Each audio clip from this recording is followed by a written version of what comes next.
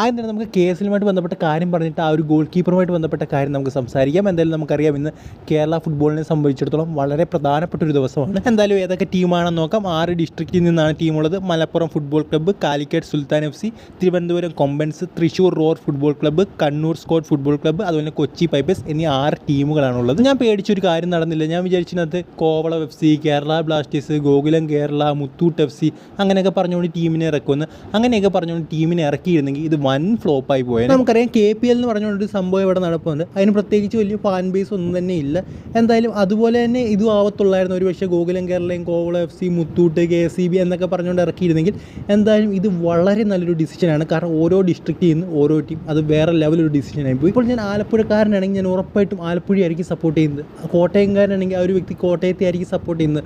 So അങ്ങനത്തെ ഒരു district നമ്മൾ താമസിക്കുന്ന അല്ലെങ്കിൽ നമ്മൾ ജീവിക്കുന്ന ആ ഒരു ഡിസ്ട്രിക്റ്റുമായിട്ട് ബന്ധപ്പെട്ട് നമുക്കൊരു ഇമോഷൻ ഉണ്ട്. ആ ഒരു ഇമോഷൻ ഇവിടെ പ്രതിഫലിക്കും.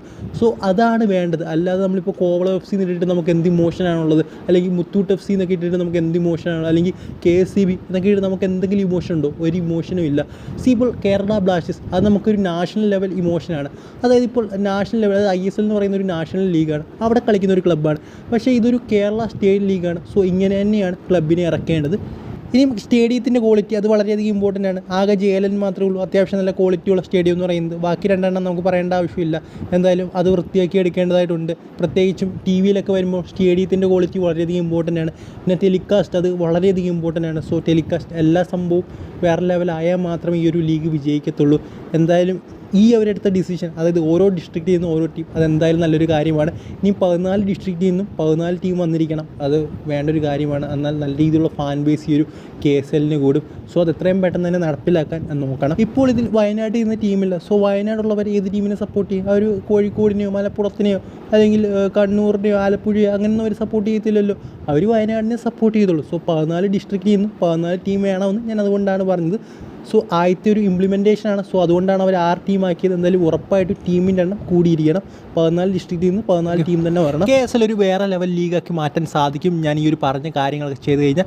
കാരണം ഓരോ ഡിസ്ട്രിക്റ്റ് എന്ന് പറയുന്നത് ഓരോ ആൾക്കാർക്ക് ഒരു ഇമോഷനാണ്. സോ ആ ഒരു ഇമോഷൻ വെച്ച് ഈ ഒരു കേരള സൂപ്പർ ലീഗ് ഉറപ്പായിട്ടും വിജയിപ്പിക്കാൻ സാധിക്കും. സോ 14 ഡിസ്ട്രിക്റ്റിൽ നിന്നും 14 ടീം വരണം ഇനി ഒരു സീസണിൽ.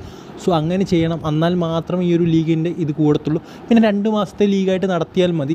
അല്ലാതെ ഇങ്ങനത്തെ വലിയ ലീഗ് പോലൊന്നും നടത്തേണ്ട ആവശ്യമില്ല. 2 മാസത്തെ ലീഗ് തന്നെ മതി. അത് IPL പോലെ നടത്തിയാൽ മതി. എന്തായാലും അതായിരിക്കും എന്തുകൊണ്ട് നല്ലൊരു കാര്യമെന്നാണ് എനിക്ക് തോന്നുന്നത്. എന്തായാലും ഇതിനെക്കുറിച്ചുള്ള നിങ്ങളുടെ അഭിപ്രായം എന്താണെന്ന് കമൻറ്റ് ബോക്സിൽ. അടുത്ത അപ്ഡേറ്റ് എന്ന് പറഞ്ഞാൽ നമുക്ക് എല്ലാവർക്കും അറിയാവുന്ന ഒരു കാര്യമാണ്. മാർക്കസ് മെർഗലോവ് പറഞ്ഞിരുന്നു ലീഗിൽ നിന്ന് കേരള ബ്ലാസ്റ്റേഴ്സ് ഒരു ഗോൾ കീപ്പറിനെ സൈൻ ചെയ്യും. ആ ഗോൾ കീപ്പർ ആരാണെന്ന് എനിക്കും അറിയില്ല. പക്ഷേ ഒരു കിടുക്കാച്ച ഒരു ഓപ്ഷൻ ഉണ്ട്. അത് മുൻ കേരള ബ്ലാസ്റ്റേഴ്സ് താരമാണ് അദ്ദേഹം, മുഹീത് ഷബീർ ഖാൻ. ഈ ലീഗിലെ ഏറ്റവും മികച്ച ഗോൾ കീപ്പറാണ് അദ്ദേഹം. അതായത് റിയൽ കാശ്മീരിന് വേണ്ടി വേറെ ലെവൽ പെർഫോമൻസുമാണ് അദ്ദേഹം കാഴ്ചവെച്ചിരിക്കുന്നത്. അതായത് ഇതിൻ്റെ ലീഗിൽ ഈ സീസണിൽ സ്റ്റാർട്ട് ചെയ്യേണ്ട നിങ്ങൾ കണ്ണ് എള്ളിപ്പോവും. അതായത് 2070 മിനിറ്റാണ് കളിച്ചിരിക്കുന്നത്. 23 അപ്പിയറൻസ് ചെയ്യുന്നത്. അതായത് 23-24 മാച്ചസാണ് ആകെ ലീഗിലുള്ളത്. സോ അതിൽ മിക്കവാറും എല്ലാ മാച്ചസും, എനിക്ക് ഒരു മാച്ചും കണ്ട് മിസ് ചെയ്തിട്ടുള്ളതെന്ന് തോന്നുന്നു. ബാക്കി എല്ലാ മാച്ചസിലും അദ്ദേഹം കളിച്ചിട്ടുണ്ട്. 63 സേവാണ് അദ്ദേഹം നടത്തിയിരിക്കുന്നത്. 17 ഗോളെ കൺസീഡ് ചെയ്തിട്ടുള്ളൂ. അതായത് ലീഗിൽ ഏറ്റവും കുറവ് ഗോൾ കൺസീഡ് ചെയ്തിരിക്കുന്നത് അദ്ദേഹമാണ്. അതായത് ഒരു വേറെ ലെവൽ ഗോൾ കീപ്പിംഗ് പെർഫോമൻസ് തന്നെ പറയണം. എന്തായാലും ഉറപ്പായിട്ടും മുൻ കേരള ബ്ലാസ്റ്റേഴ്സ് താരമാണ്. എന്തുകൊണ്ടാണ് കേരള ബ്ലാസ്റ്റേഴ്സ് അദ്ദേഹത്തെ വിട്ട് കളഞ്ഞത് ഒരു പിടിയും കിട്ടുന്നില്ല. എന്തായാലും അദ്ദേഹം ഉണ്ടായിരുന്നെങ്കിൽ ആർ ശർമ്മയ്ക്ക് പകരക്കാരായിട്ട് നമുക്ക് കൊണ്ടുവരായിരുന്നു. പിന്നെ ലീഗിൽ ഒരു പ്ലെയറിനെയാണ് നോക്കുന്നതെന്ന് പറഞ്ഞു കേൾക്കുന്നു. അതുകൊണ്ട് വന്നാൽ നല്ലതായിരിക്കും. പക്ഷേ ഇപ്പോൾ ട്രാൻസ്ഫർ മാർക്കറ്റിലേക്ക് കാണിക്കുന്നത് FC ഗോവയും അതുപോലെ തന്നെ പഞ്ചാബ് FC ഒക്കെയാണ് അദ്ദേഹത്തിന് പിറകിലെന്നാണ്. കൂടാതെ 197 സെൻറ്റിമീറ്റർ ഹൈറ്റ് ഉണ്ട്. അതായത് ലാറ ശർമ്മയെ കൂട്ടായിട്ട് നല്ല ഫിസിക്കും ഹൈറ്റും ഉള്ളൊരു പ്ലെയറാണ്. സോ അദ്ദേഹത്തെ ടീമിലെത്തിച്ചാൽ വേറെ ലെവലായിരിക്കും ഏത് ടീമിൽ അദ്ദേഹം പോയാലും. സോ ഇതിനെക്കുറിച്ചുള്ള നിങ്ങളുടെ അഭിപ്രായം, അതായത് മുഹീത് ഷബീർ ഖാൻ കേരള ബ്ലാസ്റ്റേഴ്സ് വീണ്ടും വരണോ അതോ വേണ്ടയോ, മറ്റാരെങ്കിലും സൈൻ ചെയ്താൽ മതിയോ എന്നൊക്കെ നിങ്ങൾ കമൻറ്റ് ബോക്സിൽ ഒന്ന് രേഖപ്പെടുത്തുക.